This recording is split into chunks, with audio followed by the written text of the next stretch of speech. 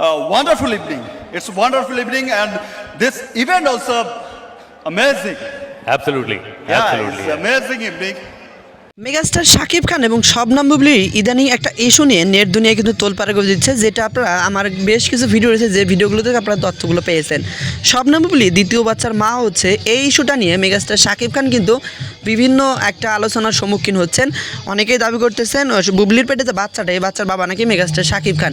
তো মেগাস্টার শাকিব খানের দিক থেকে কোনো সারা শব্দ আসেনি এই বিষয়টা না। শবনম বুবলি কিছু কথোপকথন বলেছেন, এমনকি অপু বিশ্বাসও কিছু কথোপকথন বলেছেন। তবে সব কিছু মিলে যেটা হচ্ছে বাবার দাবি হিসেবে দাবি করতেছে অনেকে যে মেগাস্টার শাকিব খানের বাচ্চার বাবা মেগাস্টার শাকিব খান কিন্তু এখনও অবধি এই বিষয়টা নিয়ে মুখ খোলেনি। তবে মেগাস্টার শাকিব খান নাকি অন্য কেউ, তবে এই বিষয়টা শবনম বুবলি ক্লিয়ার করতে পারবেন। তবে শবনম বুবলিকে যতবারই এই প্রশ্ন করা হয় শবনম বুবলি প্রত্যেকবারই প্রশ্নটা অ্যাভয়েড করে চলেছেন। তবে এখন কথা হচ্ছে যদি মেগাস্টার শাকিব খানের বাচ্চার বাবা না হন তাহলে এ বাচ্চার বাবাকে, আর যদি মেগাস্টার শাকিব খানের বাচ্চাটা হয়ে থাকে তাহলেই তাদের আবার যে অপু বিশ্বাসের সাথে নতুন করে সংসার করার কথা বলছেন করছে, অবশ্যই এইটা আর হবে না। কারণ মেগাস্টার শাকিব খান তো অপু বিশ্বাসের সাথে দ্বিতীয়বার সংসার করার প্ল্যান প্রোগ্রাম করেই ফেলেছিলেন, কিন্তু এই নিউজটার পর থেকে অপু বিশ্বাস এবং মেগাস্টার শাকিব খানের মধ্যে বেশ কিন্তু দূরত্ব বেড়ে যাবে। এবং এই বিষয়টা নিয়ে মেগাস্টার শাকিব খান এবং অপু বিশ্বাসের একটা ফোন কল রেকর্ড কিন্তু ইতিমধ্যে নেট দুনিয়া ছড়িয়ে ছিটিয়ে পড়েছে, যেইটা নিয়ে নেটিজেনরা বিভিন্ন মন্তব্য শুরু করে দিয়েছে। তো আমরা সেই ফোন কল রেকর্ডটি আপনাদের শোনাবো এবং ফোন কল রেকর্ডটি শোনার পরে আপনার গুরুত্বপূর্ণ মন্তব্যটি কি আমাদের। কিন্তু সবাই জানতো আমি সত্যি মিডিয়াতে এগুলো তর্ক বিতর্কে একদম পক্ষপাতিত্ব না। যদি আমি হতাম তাহলে আমার বাচ্চাটা কনসেপ্ট করার মুহূর্তে আমি সবাইকে জানিয়ে দিতে পারতাম। আমার এত নাটক, অঙ্গ ভঙ্গিমা, লুকোচুরি এগুলোর কোনো কিছু সবসময় চাই সমাধান হোক, ভালো কিছু হোক। আমি সেটার পক্ষে সবসময়ই ছিলাম, এখনো আছি।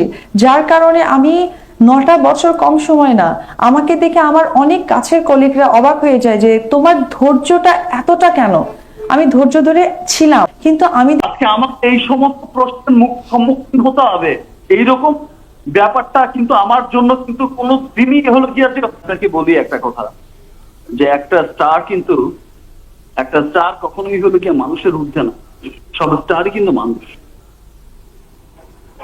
স্টার হোক সুপারস্টার হোক প্রত্যেকেই কিন্তু একটা মানুষ। অবশ্যই আজকে একটা অপু বিশ্বাসের ভাষ্যই ছিল যে তার আজকে মাথা গরম হয়েছে।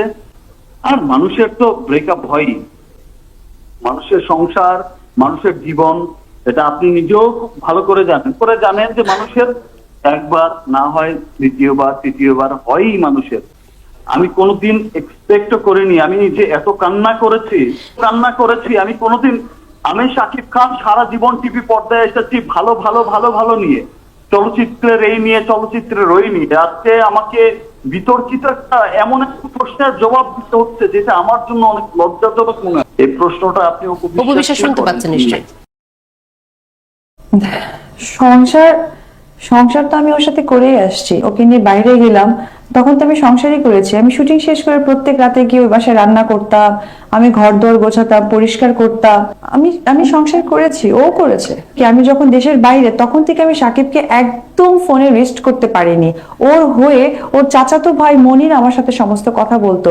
আমি জানি না সেই কথার মধ্যে ফাঁক ছিল কিনা। আমি যখন অনেক রিউমার সাকিবের শুনলাম, একজন ওয়াইফ হিসেবে আমি এটা মেনে নিয়েছি, কিন্তু একজন বাচ্চার মা হিসেবে এটা আমি কখনোই মানবো না। তখন কিন্তু আমি সেই রিউমার গুলোকে কখনোই একসেপ্ট করবো না। কারণ কি, পৃথিবীর প্রত্যেক মানুষ তার ভবিষ্যৎ ভালো না। আমি কখনোই মিডিয়াতে তর্ক বিতর্ক এটার পক্ষে আমি কখনো না। হয়তো বা আপনারা আমার কথায় কতটুকু ফিল করতে পারছেন আমি জানি না। আমাকে যারা কাছ থেকে দেখেছে বা আমাদের এই সম্পর্কটা